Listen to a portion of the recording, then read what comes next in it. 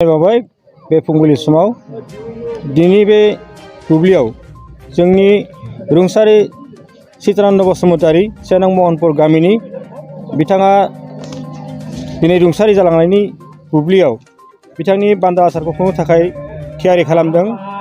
बेवहाय बाहागो लानो जोंनि बोखावजारि लखिमपुर जिल्लानिफ्राय आरो लोगोसे लखिमपुर जिल्लायाव थानाय 7टा बियाबनि जुनाय गेजेर जनाय सिमेन्सापुरि धेमाजि गगामुख लखिमपुर बे 7टा गामिनि बियाबनि गासैबो बाथौ सिबियारिया ज' जानानै बिथांमोनखौ मदद होदों। बे मदद होनायनि गेजेरजों गामियारि बिथांमोनाबो गोबाङैनो मदद होदों। जों दा चित्रानन्द बसुमतारीनि रुंसारि आत्माखौ एबा जिउमाखौ आलो गोजोनै सोरगोआव थांनो हानायनि राहा खालामनायनि बुब्लियाव जों बिथांनि अराय गोसोखां खाम्फा बिथांखौ सावनाय जायगायावनो फिसायैबाबो रुंसारि खाम्फाखौ गोसोखां खाम्फाखौ लुनाय जादों। बे लुनाय हाबाफारियाव जोंनि सिमेन्ट बियाब दखरा बाथौ गौथुमनि हांख्रायनाय लेखा लेखा मुस्रि बिरेन बसुमतारी बिथांनि आखायै बिथांनि हेफाजाबै गोसोखां खाम्फाखौ बेखेवनाय जायो। आरो बिथांजों लोगोसेयैनो लखिमपुर जिल्लानि बाथौ सिबियारि बाथौ धोरोम आफादनि सिबियारि बिथांमोना बाहागो लायो। आइजो आफाद आरो लोगोसे दौरि आफाद 7टा बियाबनि सोद्रोमा बिथांमोना बाहागो लायो, बिबार बावो।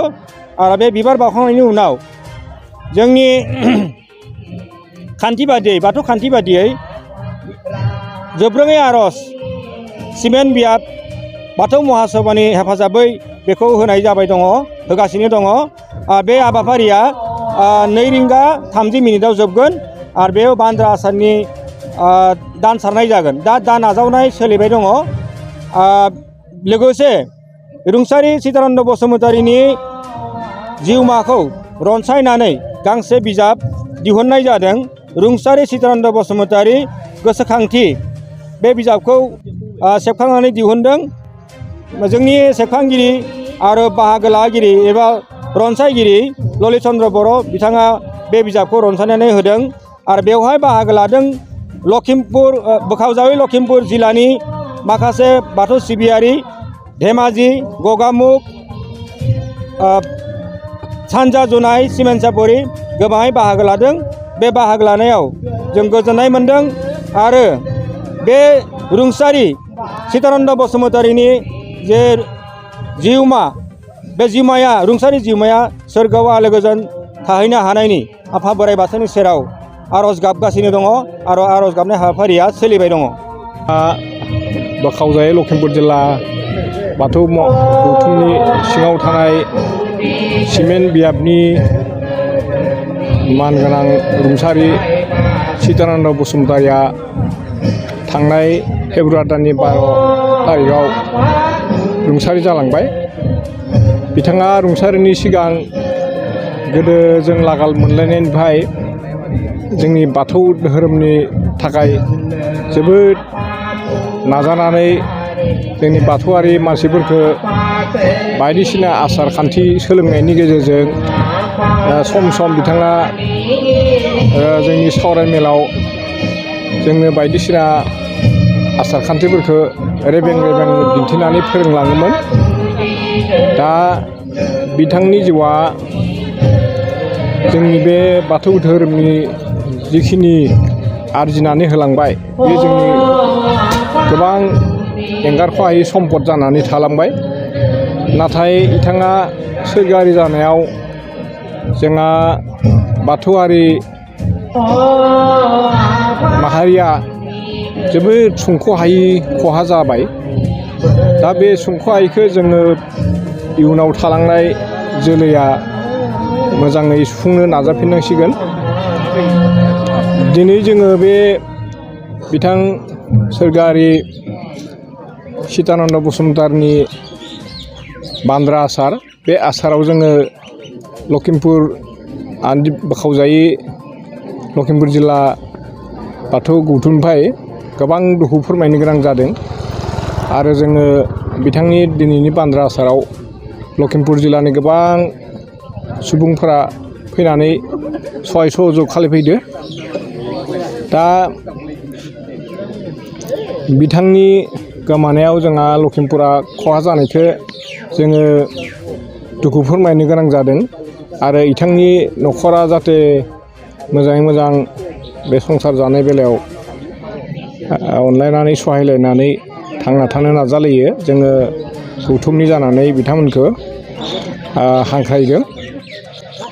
लोगोसे जोंबो बिथांमोनखौ हानायमानि जिखिनि सहाय सहयोग होनांगौ होदों आरो इनिफ्राय बिथांमोना नाजालायनायनि गेजेरजों थांना थानो नाजालायथोंसै।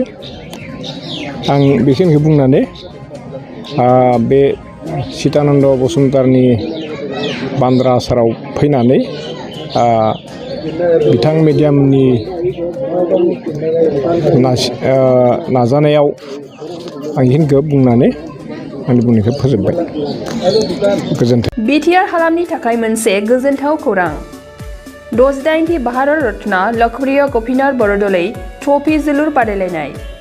बे बादायलायनायखौ गिबि खेबनि थाखाय बिटिआरनि सिङाव थानाय चिरां जिल्लायाव सोलिफुबाय थानाय मार्च दाननि गेजेराव खुंफुंनाय जागोन।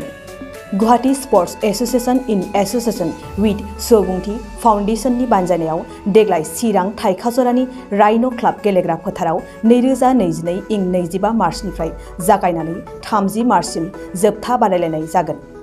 गासै मोनब्रै गेदेर जोलुर क्लाबफोरनि गेजेराव बे बादायलायनाया जागोन।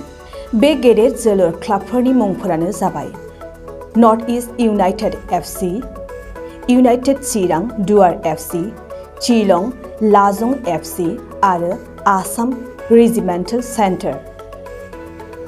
बादायलायनायनि सम खाना होखानाय बादियै 25 मार्च खालि नर्थ इस्ट इउनाइटेड एफसि आरो United Chirang Duar FC, 26 March खालि शिलं लाजं एफसि आरो आसाम रेजिमेन्टेल सेन्टार, 27 मार्च खालि नर्थ इस्ट इउनाइटेड एफसि आरो आसाम रेजिमेन्टेल सेन्टार, 28 मार्च खालि इउनाइटेड चिरां दुवार एफसि आरो शिलं लाजं एफसि, 29 मार्च खालि आसाम रेजिमेन्टेल सेन्टार आरो United Chirang Duar FC, 30 March खालि नर्थ इस्ट इउनाइटेड एफसि आरो शिलं लाजं एफसिनि गेजेराव बे बादायलायनाया जागोन।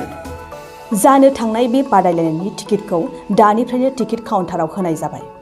नायनो गोसो गुदुं एबा जोलुर बादायलायनायखौ मोजां मोनग्रा सुबुंफोरा थाबैनो टिकेटनि थाखाय 9547461257 जानबुं नम्बराव जगाजग खालामहरनो हागोन एबा बुकिं खालामहरनो हागोन।